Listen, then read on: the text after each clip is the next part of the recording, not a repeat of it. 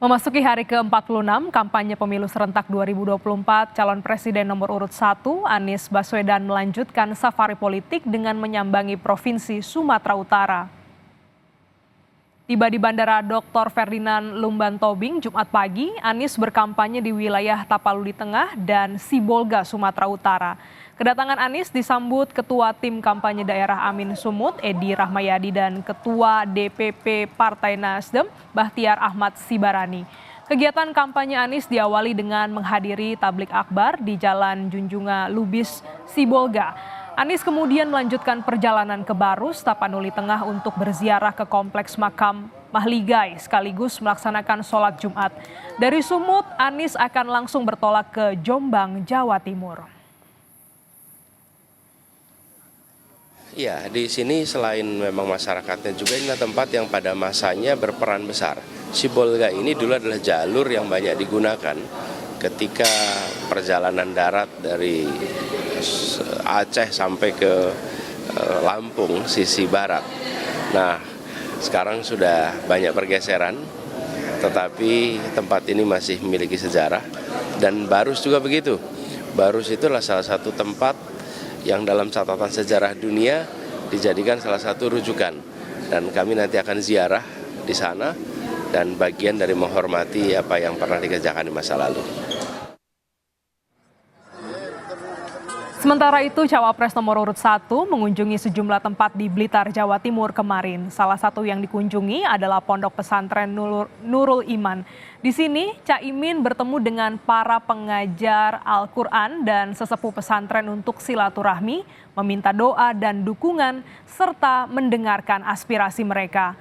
Sebelumnya, Caimin sempat menemui peternak di Blitar dan mendengarkan keluhan para peternak soal harga pakan yang terus naik.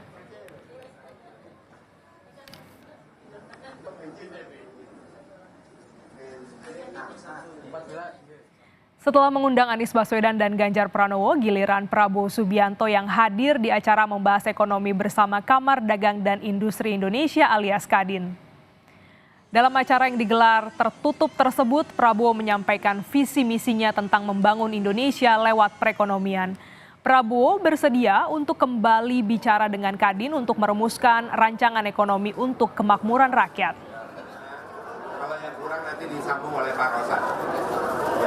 Saya siap untuk lebih dalam membahas karena masalah kelangsungan bernegara kuncinya adalah membangun kemakmuran.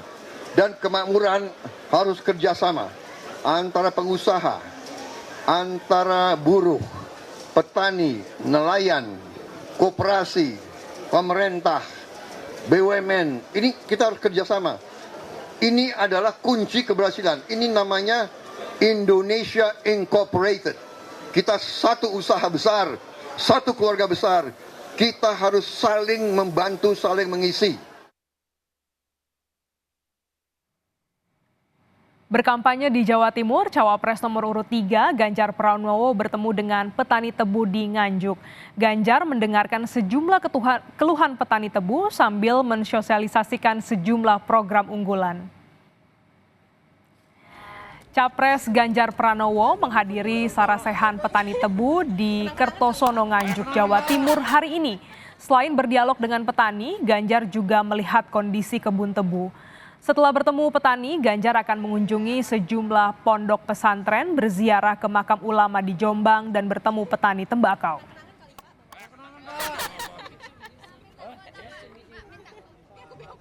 Ya, kalau kita melihat rutenya sudah dibuatin sebenarnya roadmap-nya, tapi kalau kita bicara jangka pendek belum bisa.